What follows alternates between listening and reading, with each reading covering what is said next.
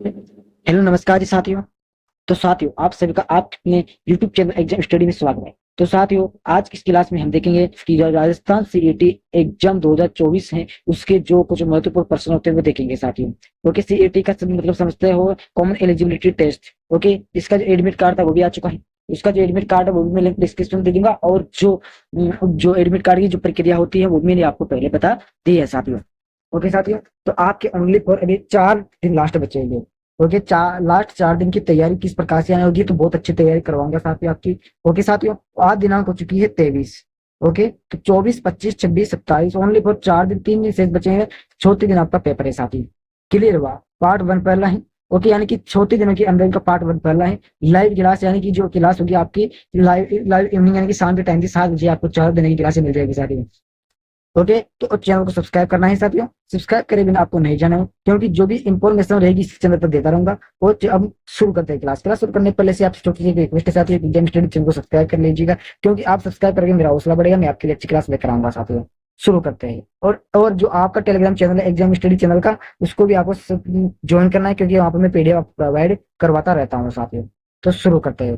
पहला क्वेश्चन है कि राजस्थान में कौन से नायक को लोक नायक के रूप में जाना जाता है? राजस्थान में ऐसा कौन सा नायक है जिसको लोक नायक के रूप में जाना जाता है साथियों? तो उसका उत्तर हो जाएगा आपके सामने जय नारायण व्यास। क्या हो जाएगा? जय नारायण व्यास उसका उत्तर हो जाएगा। इसके बारे में थोड़ा और जानकारी और प्राप्त कर लेते हैं।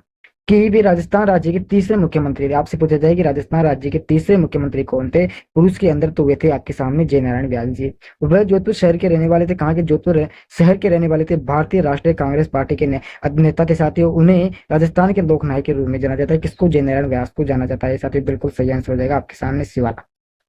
ओके, अगला दूसरा क्वेश्चन देखेंगे कि सोनारी नस्ल की भेड़े राजस्थान के किस जिले में पाई जाती है? क्या है? सोनारी नस्ल की जो भेड़ होती है, अलग अलग प्रकार की नस्लें होती है साथियों। तो सोनारी नस्ल की एक भेड़ है, उसको किस जिले में पाई जाती है? तो वो साथियों उदयपुर जिले के अंदर पाया जाता है। डी ऑप्शन आपका बिल्कुल सही आंसर हो जाएगा साथियों। क्लियर? इसके बारे में की पॉइंट भी पढ़ेंगे। तो देखो, सोनारी भेड़ की नस्ल राजस्थान के मेवाड़ क्षेत्र है, जोधपुर उदयपुर में पाई जाती है, जिसमें उदयपुर, डूंगरपुर, चित्तौड़गढ़, बांसवाड़ा जिले में पाई जाती है। आपसे पूछ ली जाएगी मेवाड़ क्षेत्र कौन कौन से हैं, तो उदयपुर जाएगा, डूंगरपुर जाएगा, चित्तौड़गढ़, बांसवाड़ा हो जाएगा साथियों। उन्हें स्थानीय रूप से लकड़ी यानी कि लंबे प्लेट हुक वाले कान और भागले सौभाग्य के रूप में जाना जाता है। लंबे कान यानी कि बेड़े होती है जिसके लंबे लंबे कान होते हैं, उन्हें कौन सी नस्ल कहते हैं? सोनार नस्ल के कहते हैं। हमारे राजस्थान होता है साथियों, उसके अंदर छोटे छोटे कान होते हैं साथी। क्लियर हुआ?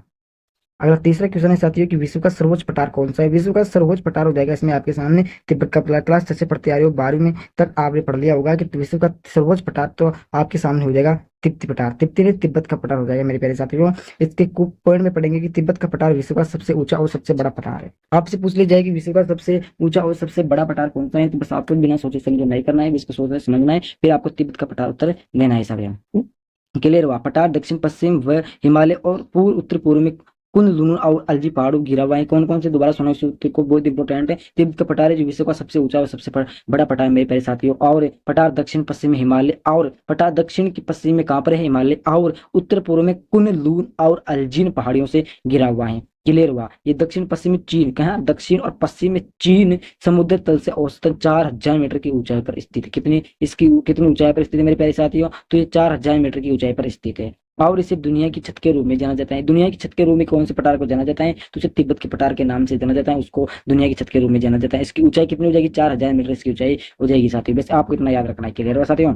अगला चौथा क्वेश्चन है कि राजस्थान में अंतिम राष्ट्रपति शासन की अवधि क्या होती है? राजस्थान उसमें जो राष्ट्रपति होता है उसकी शासन की अवधि क्या होती है मेरे प्यारे साथियों? तो 15 दिसंबर 1992 और 3 दिसंबर 1993 शासन थी साथियों। राजस्थान राष्ट्रपति की अंतिम अवधि कितनी थी मेरे प्यारे साथियों? तो 15 दिसंबर 1992 से लेकर 3 दिसंबर 1993 की अवधि थी मेरे प्यारे साथियों। अब इसमें की पॉइंट में आपकी समझ में आ जाएगी ये क्या है, क्या और क्या नहीं है। तो देखो साथियों, राजस्थान अंतिम राष्ट्रपति शासन का कार्यकाल ये था। राजस्थान में 4 बार राष्ट्रपति शासन लगाया जा चुका है। राजस्थान में कितनी बार लगाया जा चुका है? राजस्थान के अंदर पूरे 4 बार राष्ट्रपति का जो शासन होता है वो लगाया गया था साथियों। राजस्थान में चौथा राष्ट्रपति शासन लागू करने के कारण विधानसभा के बहुमत के समर्थन का उपयोग लेने वाले भैरों सिंह, क्या है? राजस्थान में जो चौथा राष्ट्रपति लागू किया गया था उसके अंदर किसको समर्थन मिला था?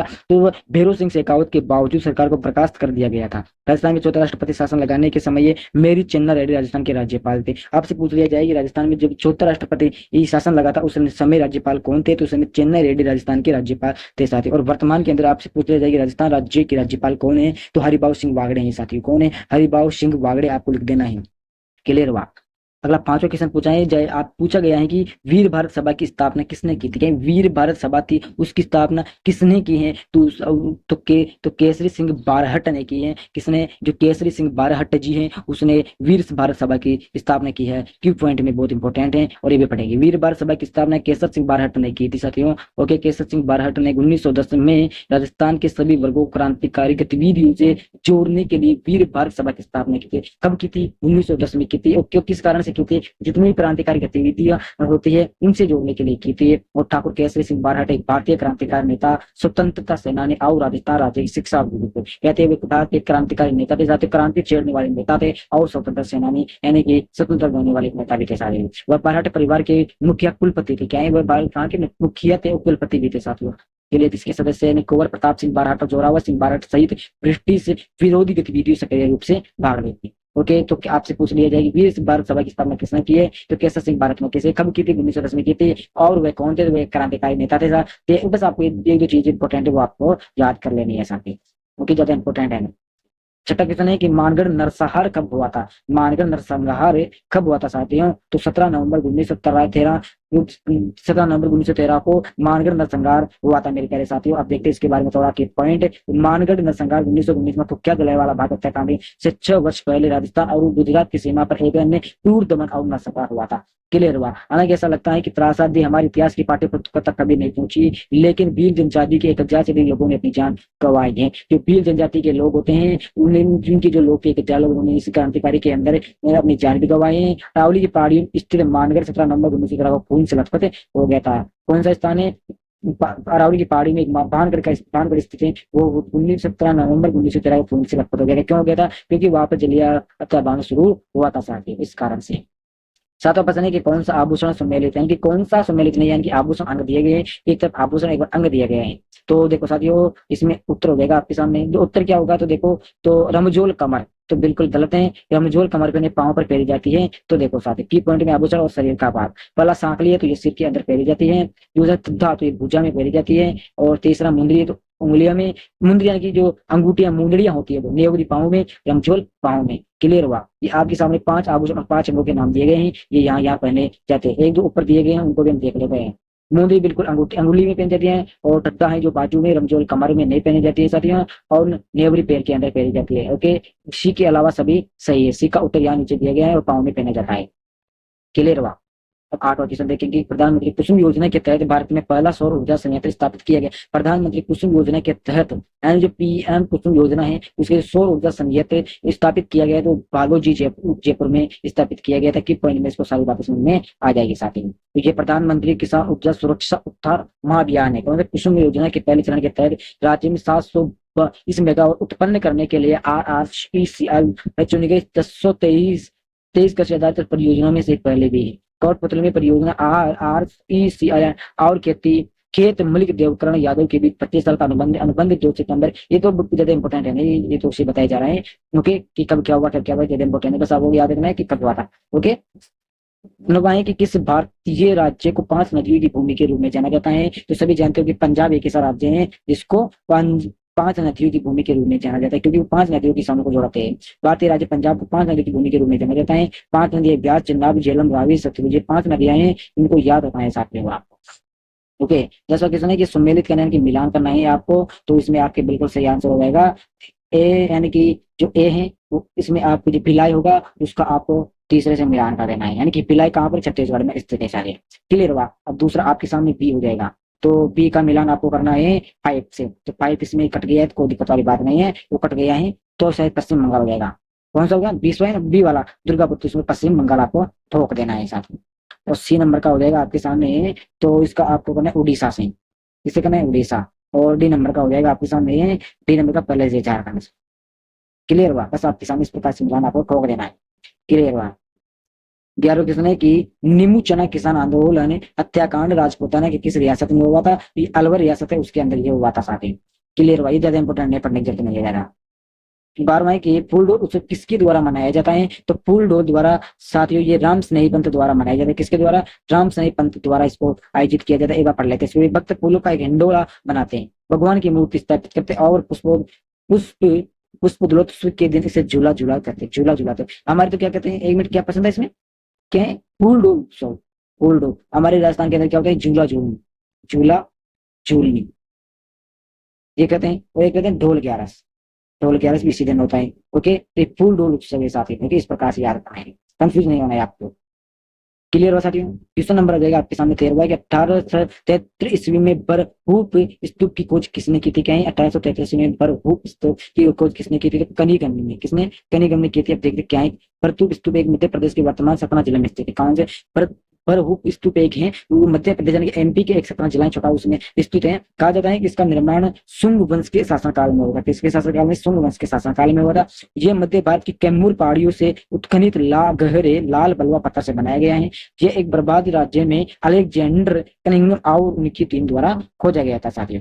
क्लियर में से इसको भी आपको याद रख लेना है। 14 क्वेश्चन है कि सहभागी क्षेत्र में पशु आहार फैक्ट्री एवं फैक्ट्री उद्योग की स्थापना कहाँ से हुई है? तो जोट वे जयपुर से इसकी स्थापना हुई है साथियों। 15 क्वेश्चन है कि राणेरी गांव के पास लिग्नाइट के विपुल भंडार मिलते हैं। राणेरी किस जिले में स्थित है? राणेरी एक गांव है और ये कौन से जिले में स्थित है मेरे प्यारे साथियों? तो चून एक राज्य है, वहां पर ये साथियों स्थित है मेरे प्यारे भाइयों। 16 है मेरे प्यारे भाइयों की भारत में एक चौथाई टंगस्टन के खाने स्थित है, तो डेगाना में। कहाँ पर स्थित है? डेगाना में स्थित है प्यारे भाइयों। 17 क्वेश्चन है कि छौथ का बारहवीं क्यों प्रसिद्ध है? तो सीसा दस्ता के खाने, जो सीसा दस्ता के खाने कहाँ पर सबसे ज्यादा निकलती है? तो ये चौथ का 12वें है शायद स्थान होगा, तो वहां पर जिस तरह सीसा और दस्ता के खाने सबसे ज्यादा देखने को मिलती है सर। 18 क्वेश्चन है कि Rajasthan institute of communication education and museum यानी कि रायसेन का मुख्यालय कहाँ पर स्थित? क्लियर हुआ? क्या है? दोबारा सुनना है। Rajasthan institute of communication education and museum का मुख्यालय कहाँ पर स्थित है? झालारा डोंगरी जयपुर में। झालारा डोंगरी में स्थित है। और कहाँ पर स्थित है? जयपुर में। रायसेन तो R और ASM ये है इसका उत्तर। उत्तर क्या ये? R से राजस्थान गया और नहीं निकला, ये नहीं है, कोई बात नहीं। मैं सोचता कि रायसेन शायद इसका फुल फॉर्म होगा, तो रायसेन नहीं है। क्लियर हुआ? विनिशा किसने की महिला मिनी बैंक योजना की शुरुआत 17 जनवरी 2001 को हुई थी? को निम्न में से कौन सी जगह पर हुई थी? आपसे पूछ लिया जाए कि महिला मिनी बैंक योजना की शुरुआत कब की गई थी? 17 जनवरी 2001 में की गई थी। और कब, कहाँ और कहाँ, कौन से स्थान पर? अथोली ग्राम के अंदर की गई थी, जो झालोर के अंदर वर्तमान में स्थित है। जो महिलाएं उसके अंदर निवेश कर सकती है। 20वां है कि 1915 में देशी रियासतों में चौथी किस रियासत में सह कानून बनाया गया था? तो भरतपुर बनाया गया। कौन सा? भरतपुर बनाया गया था बाद में। 21वां क्वेश्चन देखेंगे कि राज्य में जिप्सम उत्पादन अग्रणी जिला कौन सा है? तो नागौर है। कौन सा है? नागौर जिला सबसे आगे। 22वां की कृष्ण क्रांति किससे संबंधित है? तो ये बिजली उत्पादन से है। किससे? बिजली उत्पादन। कृष्ण क्रांति आपसे पूछ लिया जाए तो आपको बिजली उत्पादन करना है। कहीं आप कृष्ण राधा प्रेम इस प्रकार के क्वेश्चन वो नहीं करना है, आपको बिजली उत्पादन में करना है। बहुत सारे किसान लवर होते हैं, उस वैसे ठोक देते हैं बिना मर्जी के। 23वां क्वेश्चन है कि खनिज लवणों की दृष्टि से राजस्थान के देश में कौन सा स्थान है? खनिज लवणों की दृष्टि राजस्थान का कौन सा स्थान है देश में? तीसरा स्थान। तीसरे स्थान पर हमारा राजस्थान आता है साथ ही। और क्षेत्रफल की दृष्टि से शायद सातवां आता है। क्लियर हुआ? 24वें क्वेश्चन है कि राजस्थान में पन्ने का अंतिम स्थान कहाँ हुआ? पन्ने कागज का उत्पाद काला गोमा यानी कि उदयपुर में हुआ था साथ। 25वां क्वेश्चन है कि राज्य में प्रथम सहयोगी उपभोक्ता भंडार का गठन कहाँ किया गया था? राज्य में प्रथम सहयोगी उपभोक्ता भंडार का गठन कहाँ किया गया था? तो अजमेर में किया गया था साथ। 26वां है हमारे पास की एस्बेस्ट उत्पादन राज्य का अग्रणी जिला कौन सा है? तो उदयपुर है साथ। कौन सा? उदयपुर। 27वां है राजस्थान में सीमेंट ग्रेड के स्टोन पत्थर का सर्वाधिक उत्पादन किस जिले में होता है? तो चित्तौड़गढ़ में होता है। कौन से जिले में? चित्तौड़गढ़ जिले के अंदर सबसे ज्यादा होता है।